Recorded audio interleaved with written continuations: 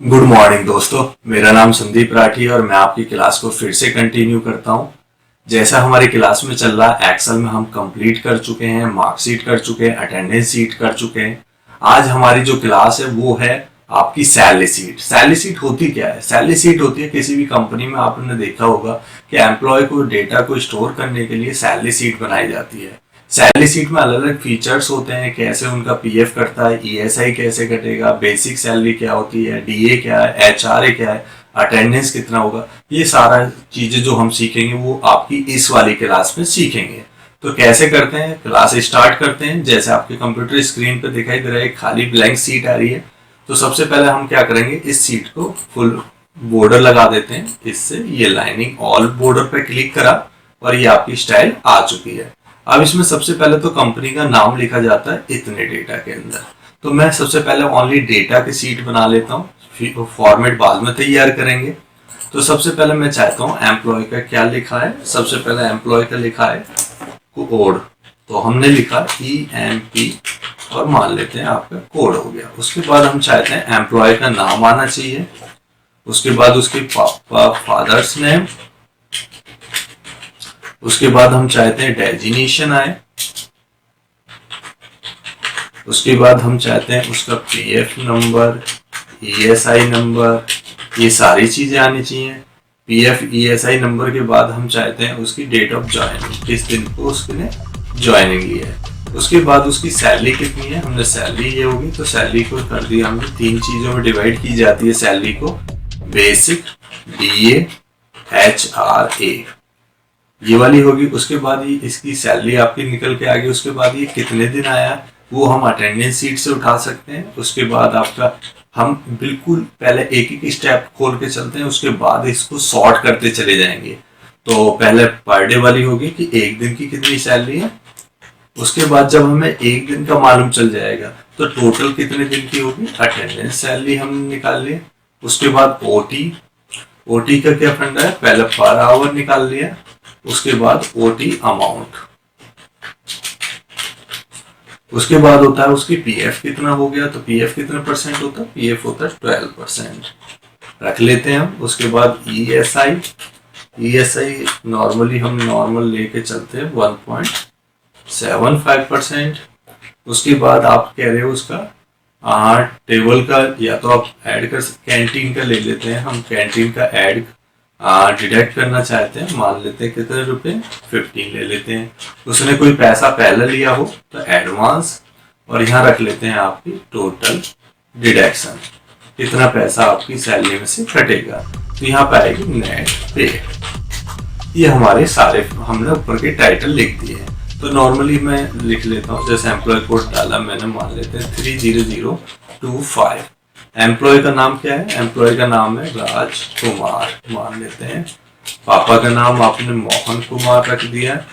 Designation post पे रख दिया, मान लेते हैं उनको सुपरविजन रख देते हैं। पीएफ नंबर आप कुछ भी XYZ डाल दिया आपने, ESI number, date of joining मान लेते हैं 15/5/2011 को ज्वाइनिंग होगी उनकी।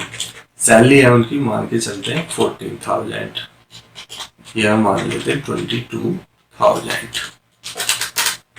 अब आता है बेसिक। तो बेसिक कितना होता है 22 का, हमने क्या करा, इक्वल जो भी सैलरी इसका कितने परसेंट, 40% बेसिक निकाला। डीए कितना निकाला, डीए निकाला इसका 30%, और एचआरए कितना निकाला, इसका 30%। तो यदि तीनों को ऐड करोगे तो आपकी टोटल सैलरी निकल आएगी, basic plus DA plus HRA. Attendance का मतलब कितने दिन आया, या तो हम उस अटेंडेंस सीट से उठा लें, या हम नॉर्मली मैं डायरेक्ट डाल देता हूँ 24। अब क्वेश्चन होता है 24 डे ये प्रेजेंट हुआ है, तो एक दिन की कितनी सैलरी। तो एक दिन की हमारी टोटल सैलरी जो बैठ रही है वो टोटल मंथ की सैलरी है 22,000। तो मैं चाहता हूँ कि एक दिन की कितनी होगी। तो एक दिन की निकालने का क्या तरीका, इक्वल जितनी भी आपकी सैलरी है उसके अपॉन कितने दिन की सैलरी है, 1 मंथ। तो 1 मंथ में कितने दिन होते हैं, 30 दिन होते हैं। तो हम डायरेक्ट क्या कर देंगे, 30 कर देंगे। कुछ कंपनियां क्या होती हैं, संडे डिटेक्ट करके 26 डेज में निकाल देती है। तो जैसा भी हो आप उसमें उसका डिवाइड कर दीजिए, एक दिन की सैलरी निकली है।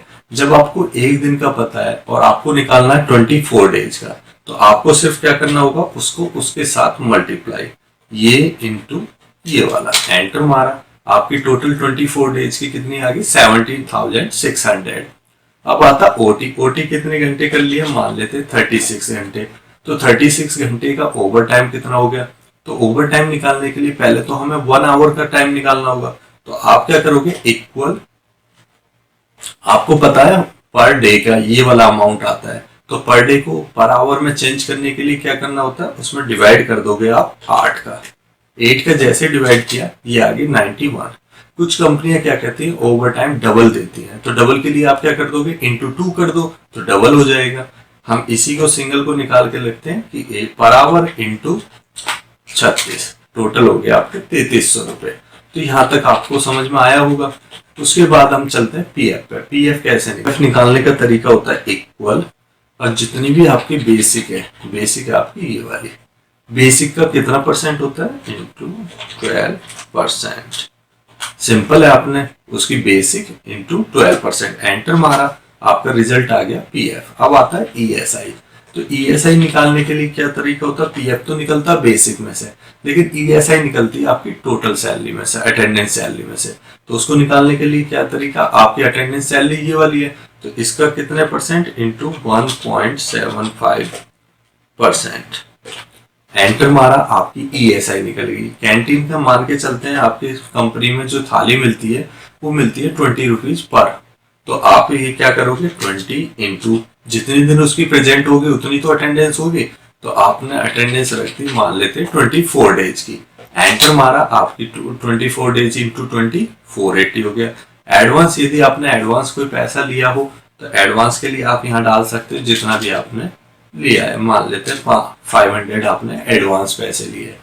अब आप ये देना चाहते हो डिडक्शन, तो डिडक्शन कितना हो गया, आपकी सैलरी में से क्या क्या कटेगा, आपकी सैलरी में से PF plus ESI plus canteen plus advance, enter मारा, आपका होगा 2344। इतना पैसा आपकी सैलरी में से डिडक्शन होगा। तो क्या कितनी नेट पे कितना बैठेगा आपका, इक्वल, आपकी नेट पे बैठी थी, आपकी जो अटेंडेंस सैलरी बैठी थी वो 17,600, इसमें से माइनस हो जाएगा, क्या माइनस हो जाएगा आपका डिडक्शन, और आपको और इसमें और क्या जुड़ेगा, और जुड़ेगा ओवरटाइम प्लस ओटी अमाउंट। कहाँ, ये रहा, एंटर मार दिया, आपका रिजल्ट आ गया 18,556। ये आपकी नेट पे है।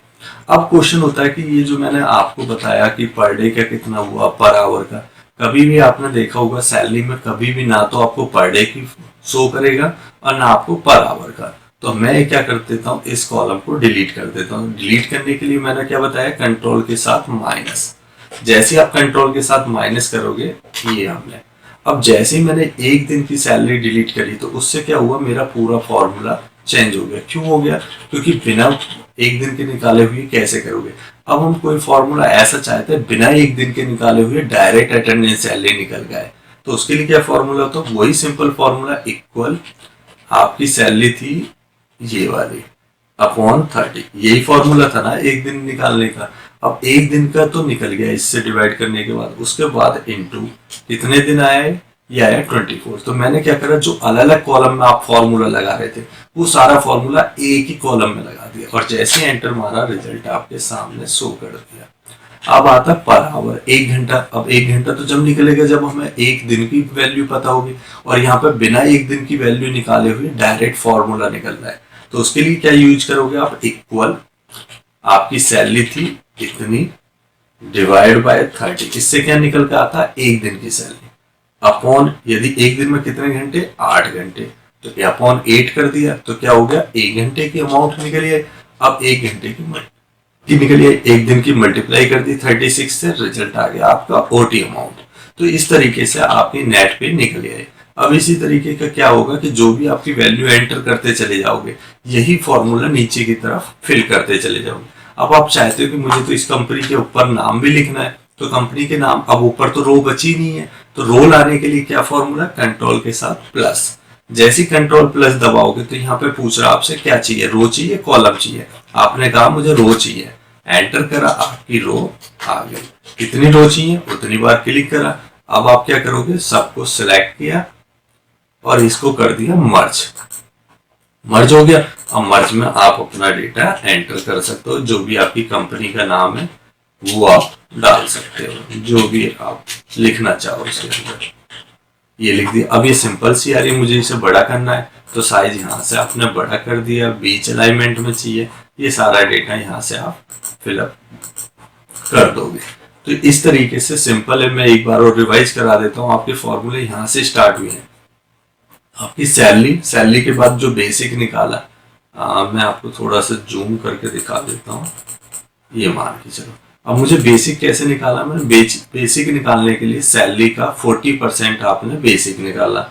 उसके बाद आता आपका डीए, तो डीए कैसे निकाला, बेसिक का 30%, एचआर 30%, अटेंडेंस कितने दिन आया है 24 डेज। अब 24 डेज आया तो 24 डेज के आए कितने पैसे बैठेंगे, क्योंकि 30 डेज के तो अपने 22,000 है पर मंथ। तो आपने क्या करा, इंटू अपॉन 30 से क्या निकल के आया, एक दिन की सैलरी।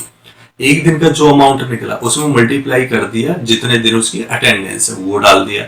उसके बाद आता आपकी ओवर टाइम निकालने का। तो ओवर टाइम निकालने के लिए आपने क्या करा, पहले एक दिन की सैलरी अपॉन 30 में 8 का डिवाइड कर दिया तो आ गया 1 आवर की। और 1 आवर में जो आया आपका कितने 3640 है, तो उसमें उसकी मल्टीप्लाई। अदरवाइज डबल निकालना तो आपको कुछ नहीं करना, आपको इसके साथ इंटू 2 कर दोगे, इंटू 2। तो ये क्या होगी आपकी ओवर टाइम डबल। उसके बाद आपने क्या करा, पीएफ ईएसआई निकाला। पीएफ बेसिक में से निकाला जाता है, जबकि ईएसआई अटेंडेंस सैलरी में से निकाला जाता है। कैंटीन के पैसे आपके डिडक्ट हो गए, एडवांस। इन चारों वैल्यू को जोड़ के डिडक्शन में डाल दिया, और नेट पे का मतलब है उसमें से जो आपकी अटेंडेंस अमाउंट है उसमें से माइनस कर दिया डिडक्शन, और डिडक्शन में प्लस कर दिया आपकी ओवर टाइम। तो इस तरीके से आपकी नेट पे निकल आएगी। वीडियो पसंद आई हो तो लाइक करिए, सब्सक्राइब करिए। Thank you.